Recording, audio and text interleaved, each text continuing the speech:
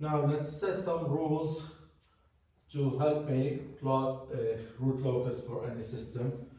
First, consider the characteristic equation.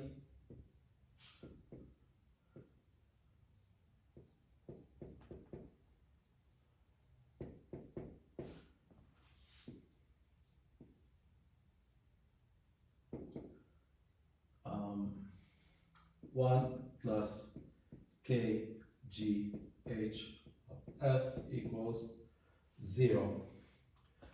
That means that k times g h s is equal to -1. Now,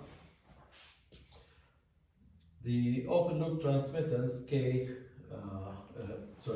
h of s as a function of s, and s could be complex anywhere in the complex plane, so it's generally a complex number. So for any value of k or any value of s, the value of kgh is a complex number. So I will write this -1 as a complex number plus minus j0. Now, complex numbers are basically vectors, two-dimensional values. So they have magnitude and direction angle. So the magnitude of this complex number, k, g, h of s, is the magnitude of the -1 plus minus j0, which is 1. And this root is located at -1. So the angle to this root is 180 degrees. So that means that the angle, k is constant, so it does not affect the angle. So the angle of g h of s is -180, or it's is 180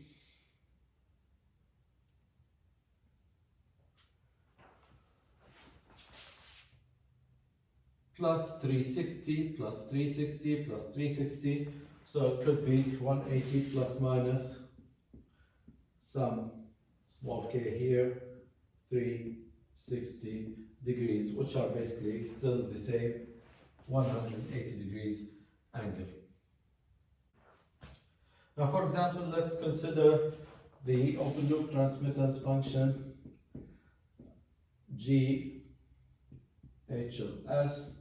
Let's say we have s squared plus 9s plus 20 divided by s cubed plus 6s squared plus 11s plus 6. Now, we have numerator and denominator, so the zeros are the roots of the numerator.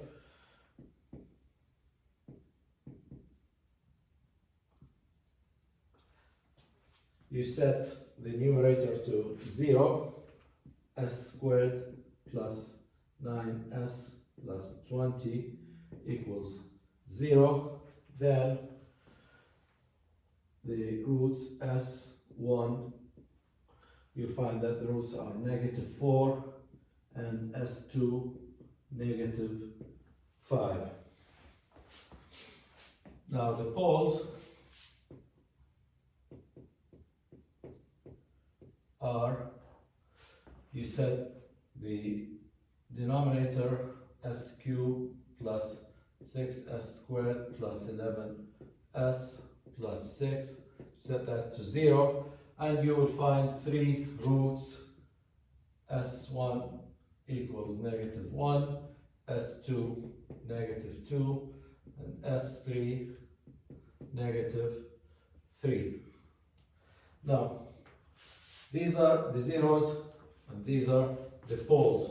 So these are basically the first zero, Z1 is negative 4, 0, 2 is negative 5, and here pole 1 is negative 1, pole 2 is negative 2, and pole 3 is negative 3.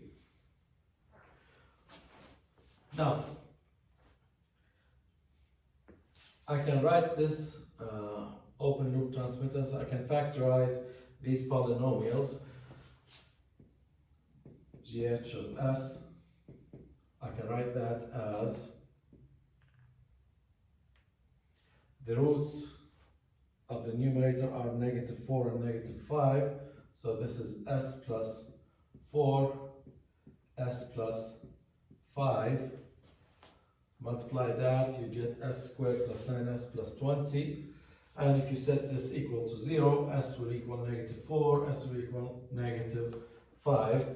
And in the denominator, S plus 1, S plus 2, and S plus 3. Multiply, expand, you get this polynomial. And the roots, if you set this equal 0, you'll have negative 1, negative 2, and negative 3. I can also write this as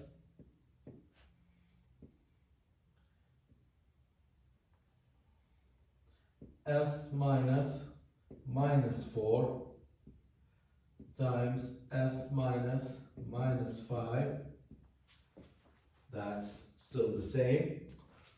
And here S minus minus 1, S minus minus 2, S minus minus 3,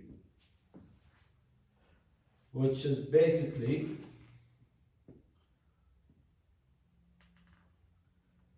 S minus minus 4 is the first 0, so minus Z1 times S minus the second 0. And for the denominator, S minus minus 1 is P1 times S minus P2, S minus P3. So that means, in general, I can write any transfer function or any open loop transmittance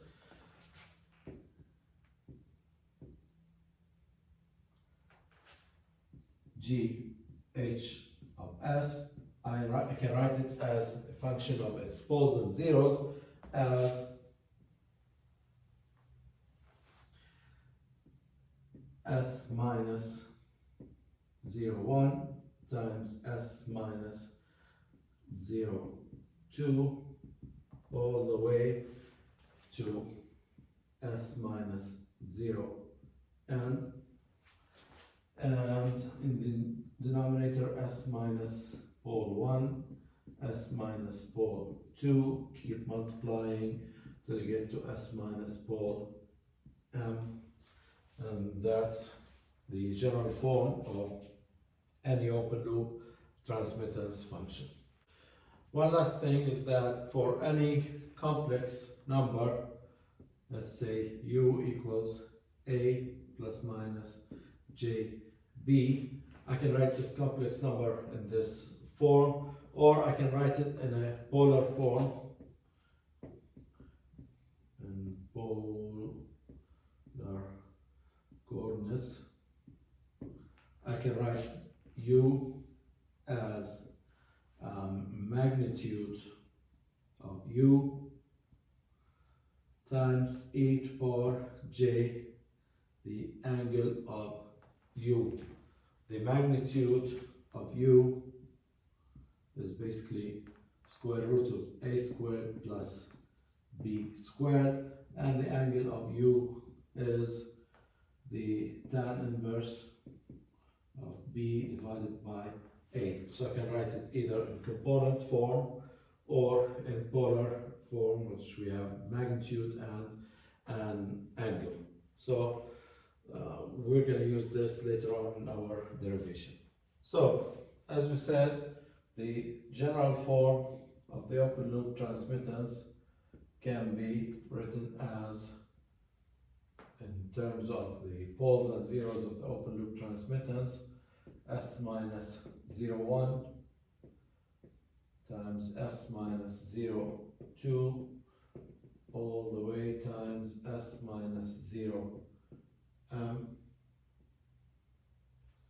and for the poles S minus P1, S minus P2, multiply all the way to S minus Pn.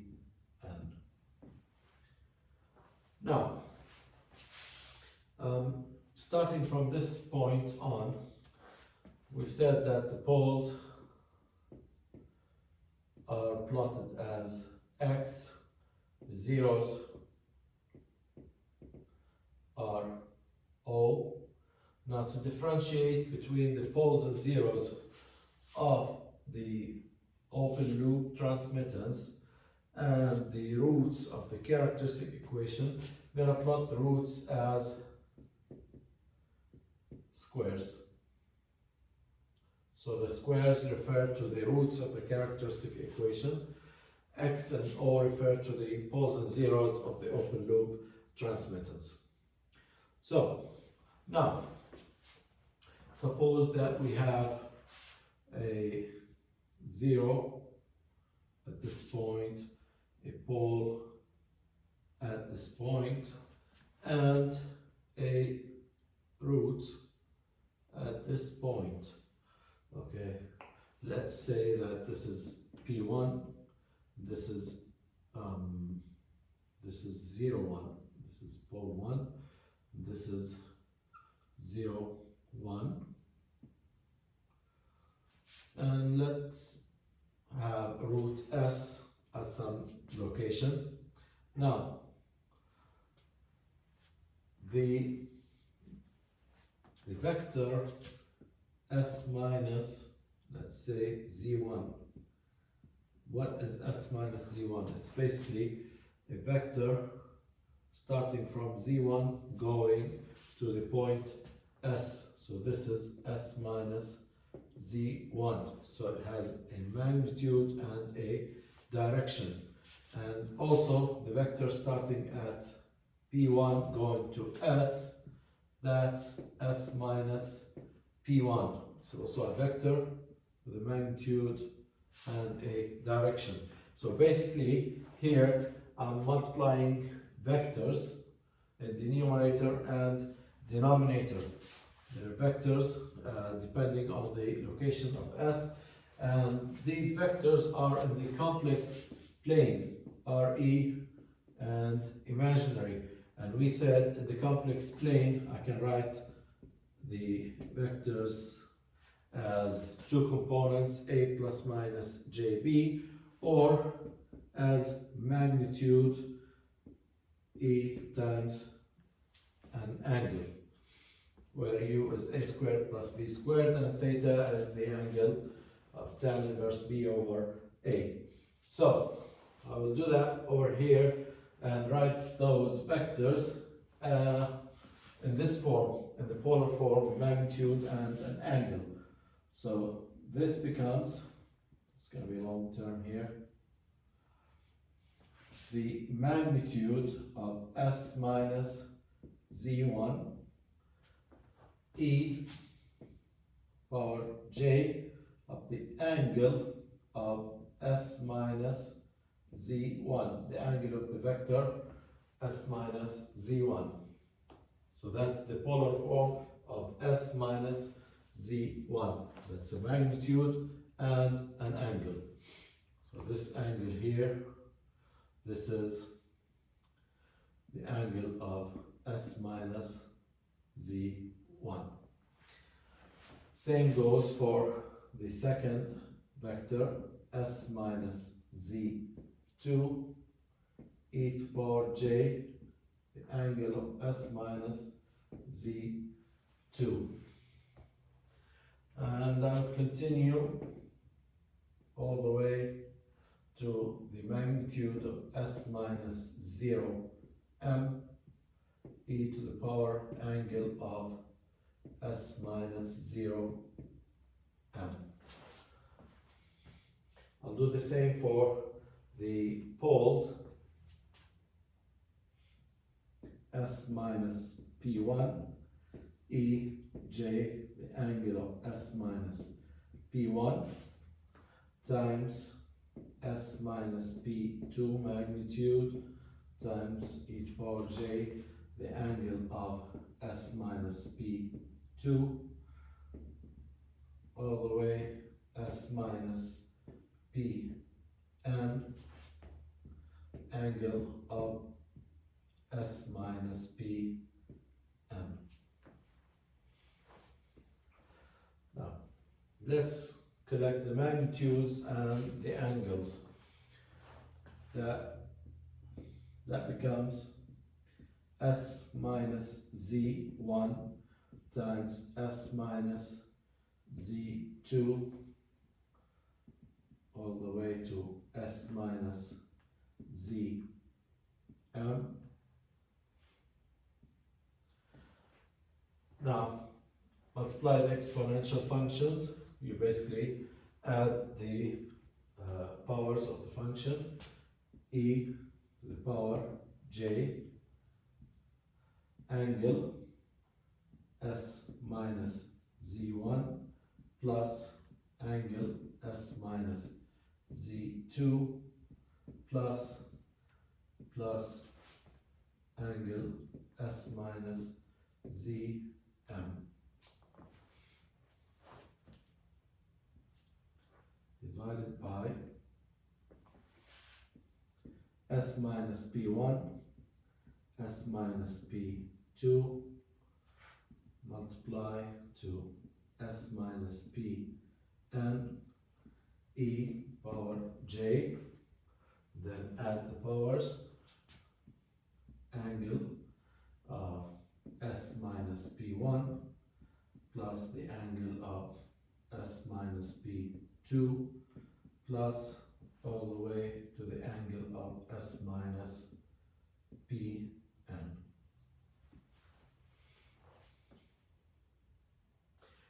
Which means that the magnitude, this is going to be the magnitude, this multiplication, the magnitude of GH is basically the multiplication of the magnitudes of the vectors s minus z1, s minus z2 to s minus zm divided by s minus p1, s minus p2, s minus pn. And we can write that as the multiplication sign from 1 to m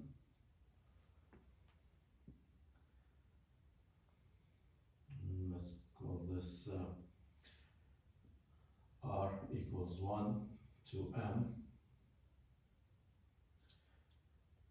s minus zr divided by the multiplication, let's say q equals 1 to n s minus p q. Just the multiplication of the magnitudes of the zero vectors divided by the multiplication of the magnitude of the pole vectors. Now, I know also that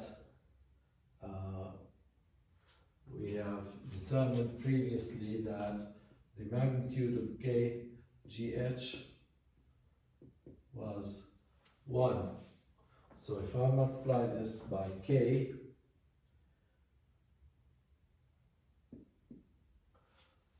this is going to be k and k here, and this becomes 1. But most importantly is that the angle of GH, this is the most important formula, KGH, the angle of GH is this angle. Now when you divide two exponential functions, you subtract the powers, so you will have the angle S minus Z1 plus the angle S minus Z2 plus S minus Zm.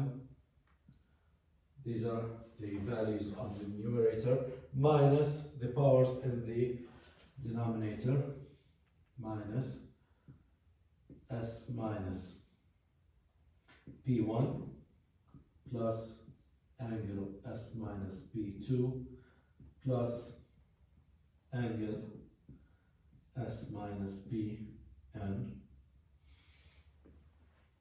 And we've determined that the angle of GH, we said that was 180 plus minus K 360. So this is going to be 180 degrees plus minus K 360 degrees. And I can write this in short as the sum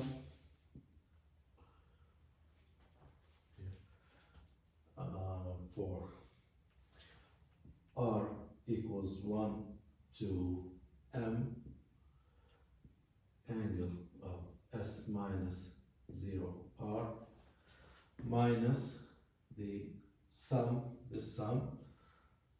angle S minus pole, and we said Q equals 1 to M. That should be 180 degrees plus minus K 360, and this is called the angle criterion.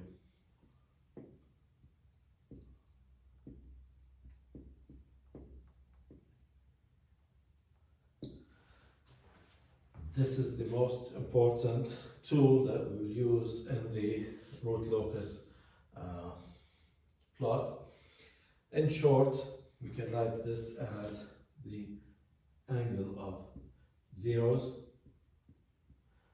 minus sum of angles of zeros minus the sum of angles of poles equals 180 plus minus K 360. This is really very, very important rule. The sum of angles from the zeros to the point S minus the sum of angles from poles to the point S. The difference between these two sum of angles must be 180 degrees or plus 360 and so on.